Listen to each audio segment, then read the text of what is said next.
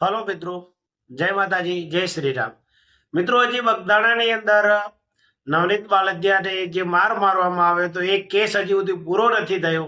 ત્યાં ફરી એકવાર કોળી યુવાન પર પિતા પુત્ર પર જીવલેણ હુમલો કરવામાં આવે છે અને એની અંદર પિતાનું મૃત્યુ થાય છે અને પુત્ર અત્યારે રાજકોટની અંદર સિવિલ હોસ્પિટલમાં દાખલ છે અને મરણ જીવનની વચ્ચે ઝોલા ખાઈ રહ્યો છે. તો મિત્રો, હજી એક ઘટના પૂરી નથી થઈ અને ત્યાં સુધીમાં એક બીજી ઘટના બની છે, જેની અંદર શિવરાજપુર ગામની અંદર 12 તારીખની સાંજે જે આ ઘટના બને છે એના બે દિવસ પહેલા જે મૃત્યુ પામ્યા છે મૃતક, એમને કંઈક નજીવી બાબતે રકઝક થાય છે અને એના પછી એમના 12 તારીખે રાત્રે સમાધાન કરવા માટે બોલાવે છે. તો જે મૃતક છે એ અને એમના દીકરા બંને 12 તારીખે રાત્રે સમાધાન માટે જાય છે. ત્યારે તેઓ જે મૃતક છે હલમતિયા ગામના રહેવાસી છગન વિઠ્ઠલભાઈ જાબડિયા અને એમનો પુત્ર નિલેશ એ સમાધાન માટે જ્યારે કરવા માટે જાય છે ત્યારે એમના પર જીવલેણ હુમલો કરવામાં આવે છે અને એમને ગાડીથી કચડી નાખવાનો પ્રયાસ કરવામાં આવે છે.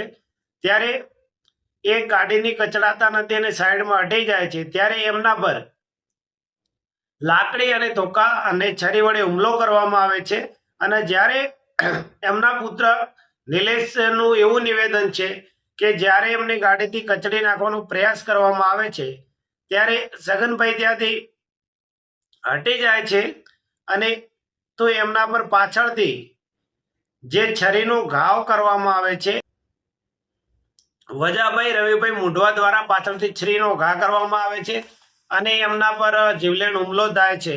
અને 20 થી 25 લોકો હોય મિત્રો, અને એવડું મોટું ટોળું હોય અને લાકડી ધોકા અને છરીઓથી હુમલો થાય અને માત્ર 2 જ વ્યક્તિ હોય તો કોઈ પણ વ્યક્તિને ત્યાંથી બચીને નીકળવું બહુ મુશ્કેલ કામ હોય છે. અને મિત્રો, આ બીજી એવી ઘટના બની છે જે કોળી યુવકને મારવામાં આવ્યો છે. આ સમગ્ર ઘટના વિશે કોળી સમાજના નેતાઓ શું કહે છે એ પહેલા એમને સાંભળી લઈએ અને એના પછી મિત્રો આ વિડીયોની અંદર આપણે વિગતે એક ફરીવાર ચર્ચા કરીશું. મિત્રો, જસદણ તાલુકાના ખાંડા હડમતિયા ગામના છગનભાઈનું શિવરાજપુર ખાતે અસામાજિક તત્વો દ્વારા રાત્રે મર્ડર કરવામાં આવ્યું. એના છોકરા ઉપર પણ જીવલેણ હુમલો કરવામાં આવ્યો, જે રાજકોટ સિવિલમાં હોસ્પિટલમાં સારવાર લે છે. આજે સર્વ સમાજ અને પરિવારની એક માંગ છે કે આ જ્યારે નાની એવી બાબત હતી તેની સમાધાન અર્થે ત્યાં બોલાવવામાં આવે છે શિવરાજપુર ખાતે, અને આ લોકો પરિવારજનો આગેવાનો ત્યાં પહોંચે એ પહેલાં તો સીધો જ હુમલો કરવામાં આવે છે. આ હુમલાની અંદર 20 થી 25 જણા હતા. માત્ર એફઆઈઆરની અંદર અત્યારે 5 નામ છે. તમામ પાસે હથિયારો હતા એવા 3 લોકોએ નજરે જોયેલું છે, જે આઈ વિટનેસ છે. એટલે સમાજની એવી માંગ છે કે આ વિસ્તારની અંદર આમે કાયદો વ્યવસ્થા કચડેલી હાલતમાં છે. 1 વર્ષની અંદર 3 થી 4 મર્ડર થયેલા છે. આ જે આરોપીઓ છે એનો પણ અમે ભૂતકાળનો ઇતિહાસ જોયો. ક્યાંક ને ક્યાંક વ્યાજવટું, મારામારી, લોકોને ડરાવવા ધમકાવવા જેવું કામ કરે છે. અને શિવરાજપુરના પણ એક તાલુકા પંચાયતનો સભ્ય આના કારણે આત્મહત્યા કરી છે. તો અમારી માંગ છે કે આ ડેડ બોડી ક્યાં સુધી ઉઠાવવામાં નહીં આવે કે 20 જણાને ધરપકડ કરવામાં આવે, આકરામાં આકરી સજા કરવામાં આવે, જાહેર રોડ રસ્તા ઉપર સરઘસ કાઢવામાં આવે, જેથી કરીને સમાજ અને સામાન્ય પ્રજાને પોલીસ કાયદા વ્યવસ્થા ઉપર ભરોસો બેહે. આજ તમે જો સામાન્ય બાબતમાં કૂતરાને મારવું પણ અઘરું પડે ત્યારે માનવને મારી નાખવામાં આવે છે. તો અમારી આગેવાન તરીકે પણ ફરજ છે કે અમારે સમાજને જવાબ દેવો પડતો હોય છે.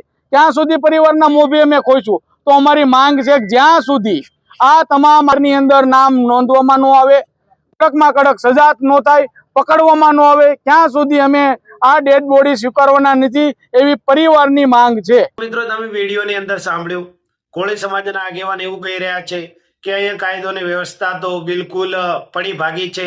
અહીંયા 4-5 કેસ પહેલા બી બની ચૂક્યા છે અને શિવરાજપુરની ગામની અંદર ના જેવી બાબતે રકઝક થતા સગનભાઈને એમણે સમાધાન માટે બોલાવે છે અને પછી એમના પર હુમલો કરવામાં આવે છે.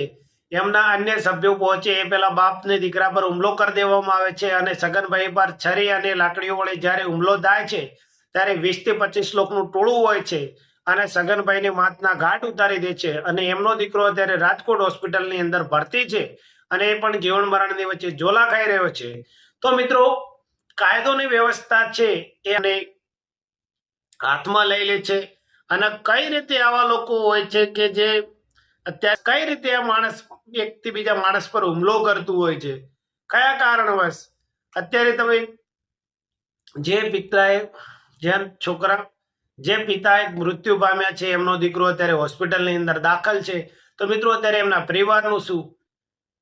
શા માટે આવી રીતે ઘટનાઓ બને છે અને આવી ઘટનાઓ બને છે એની પાછળ જવાબદાર કોણ છે? અને જો કાયદોની વ્યવસ્થા આવી જ રીતે ચાલુ રહેશે તો પછી આ ઘટનાઓ કેમ બને છે આ રાજ્યની અંદર? અને કેમ આવા ગુંડા મવાલીઓને ખુલ્લા ફરવાની છૂટ છે અને કેમ એમને પોલીસ પકડતી નથી? હજી સુધી એમાંથી માત્ર ને માત્ર 4 વ્યક્તિઓ પકડાયા છે અને જ્યારે એમના પર હુમલો કરવામાં આવ્યો ત્યારે વિડીયોમાં તમે જોઈ શકો તો 20 થી 25 લોકોનું ટોળું છે, ઇકો ગાડી છે, અને છતાં પણ પોલીસે માત્ર ને માત્ર 4 જ માણસોને પકડ્યા છે. તો પોલીસ કયા કારણસર અન્ય આરોપીઓને બચાઈ રહી છે? અને એવું તો શું કારણ હશે? અનેક તર્ક વિતર્ક ઉઠે છે મિત્રો. અને આના પછી આગળ શું ઘટના બને છે અને આ ઘટનાની અંદર વિગતે આગળ જે માહિતી મળશે એના માટે મિત્રો આપણે એક નેક્સ્ટ વિડીયો પણ બનાવશું. ત્યાં સુધી જો તમે મારી યુટ્યુબ ચેનલમાં નવા આવ્યા હો મિત્રો, તો મારી ચેનલને લાઇક, શેર અને સબસ્ક્રાઇબ કરી દેજો, જેથી હું તમારા માટે આવા અદ્ભુત પ્રકારના વિડીયો બનાવતો રહું અને એ વિડીયો તમારા સુધી પણ પહોંચતા રહે મિત્રો.